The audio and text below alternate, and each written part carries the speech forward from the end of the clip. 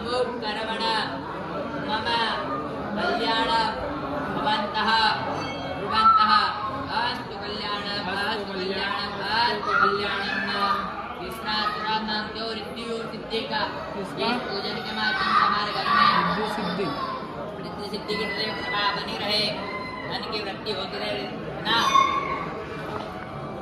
भगवान से प्रार्थना करना है, बोलो भो ब्राह्मण अय्यम सह कुंभने महाजनान नमस्कुर्वाणाय आशीर्वचन अपेक्षमाणाय मया क्रियमाणश्च अमुक कर्मण मम गृहे रिद्धि सिद्धि भवन्तः भवन्तः कर्मर्थ्यन्तां कर्मर्थ्यन्तां कर्मर्थ्यन्तां। नाम क्यों? लक्ष्मी का कितने प्रकार की लक्ष्मी रहती है? 10 प्रकार की लक्ष्मी रहती है। इसमें से माता जी के 2 वाहन रहते हैं, गज और गुल्लू।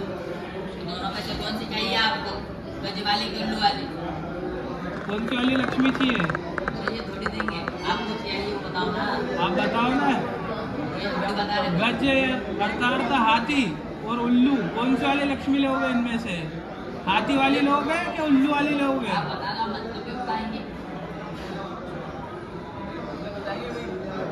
आप बताओ ना कौन सी वाली लक्ष्मी बताएंगे हम तो। सही देंगे, गलत नहीं देंगे आपको भी।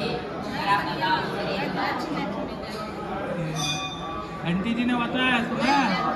हाथी वाली लक्ष्मी, गज लक्ष्मी। गज वाली लक्ष्मी का काम क्या रहता है? धीरे धीरे आना और धीरे धीरे आते हैं हाथी, और धीरे धीरे आती। हाथी कैसे आता है? के जोर से दौड़ के आता है, धीरे धीरे आता है, धीरे धीरे जाता है। गज वाली लक्ष्मी का काम है धीरे धीरे आना और धीरे धीरे जाना।